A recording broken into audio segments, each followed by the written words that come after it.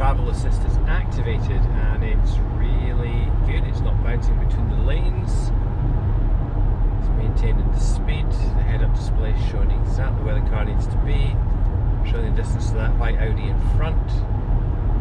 Yeah, it's really impressive. Just slowing very slightly now because of the traffic in front. We'll stay in this lane because we're going to take this next junction off to the left.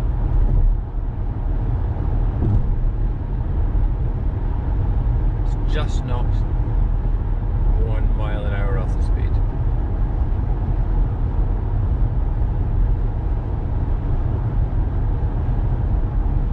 Okay, slowing much more now, down by about 10 miles an hour. Again, I'm not applying any pressure to the steering wheel. I did there to take the junction, obviously. We've got green lines on the head-up display showing it's in lane. Speed's been held back because of the Audi. Braking now. Yeah, braking quite sharply because it's in the speed limit signs rather than the Audi, so it's slowed automatically using heavy regen down to the speed limit.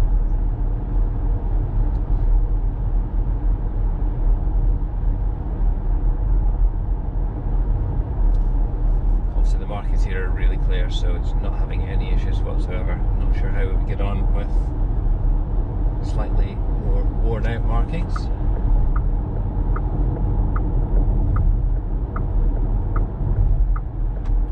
Apply any pressure to the steering there whatsoever, and it's correcting itself into the new lane. Now we've joined the main carriageway.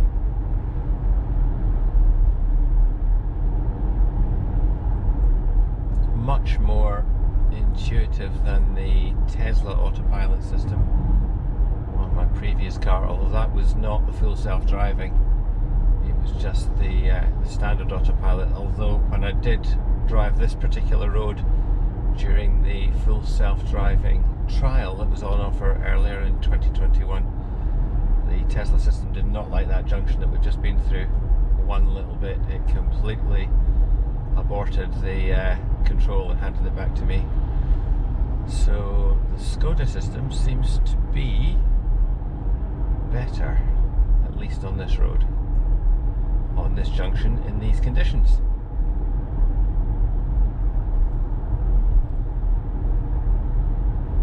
We'll see when it gets to the national speed limit signs here whether it speeds up. Yes, it's detected 70 and the car is accelerating. Very impressive.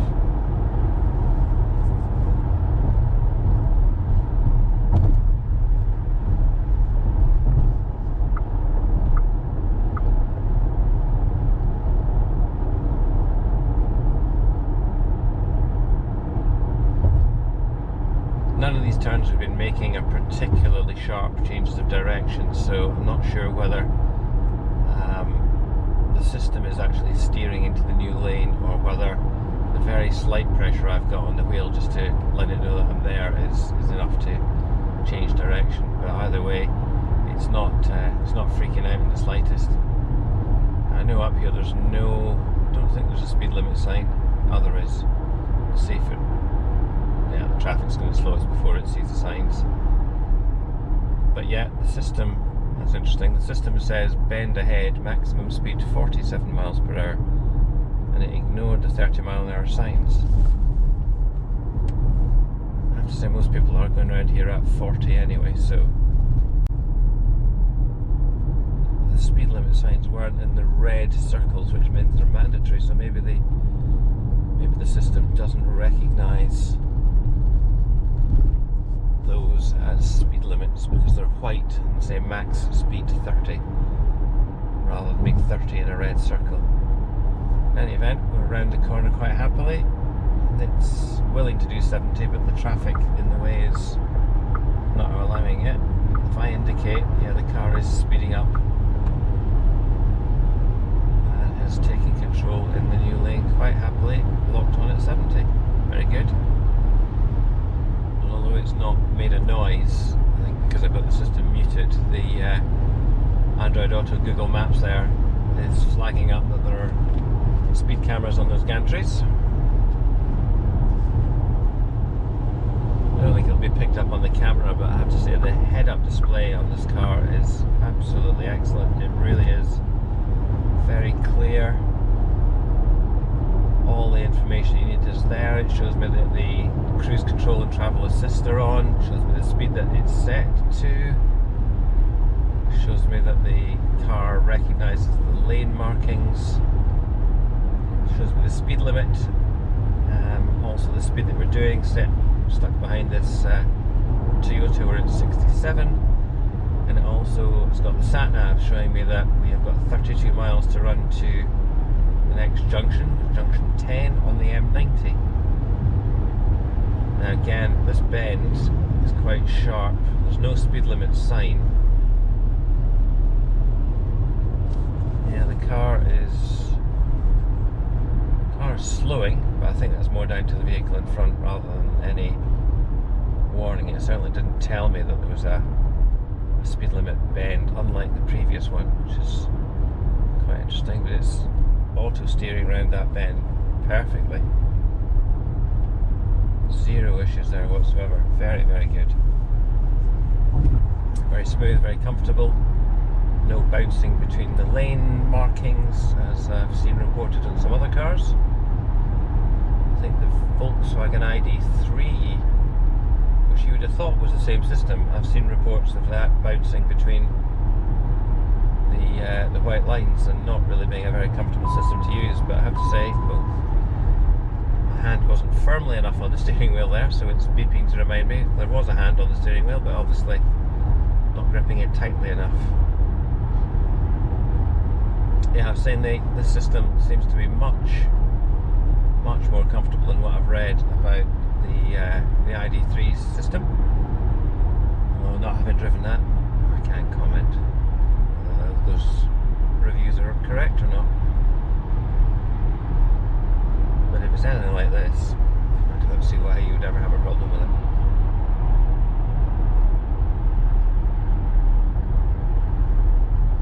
And unlike my previous car, I haven't had one single issue going under gantries with shadows, so it doesn't freak out and brake. Going under a bridge here, again this bridge used to cause the Tesla to jam the brakes on. No problems whatsoever, so shadows don't seem to be, so far, causing the Skoda Enyaq any issues.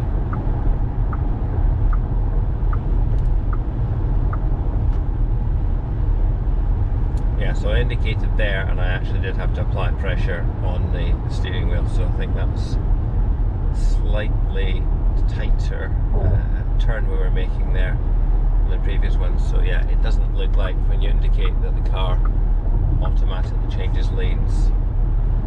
That's fine, no great issue.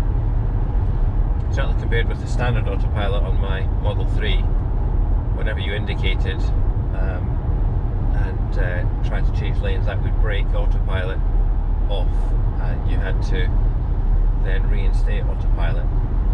Not insurmountable, but it was a lot of flicking of the stalk to get you back into autopilot, whereas this system here is very similar to the ProPilot system on the Nissan Leaf.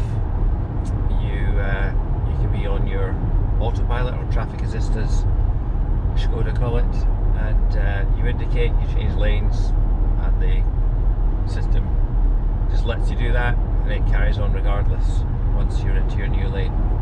So overtaking much more straightforward than certainly the standard autopilot on the Tesla, on the Model 3 at least.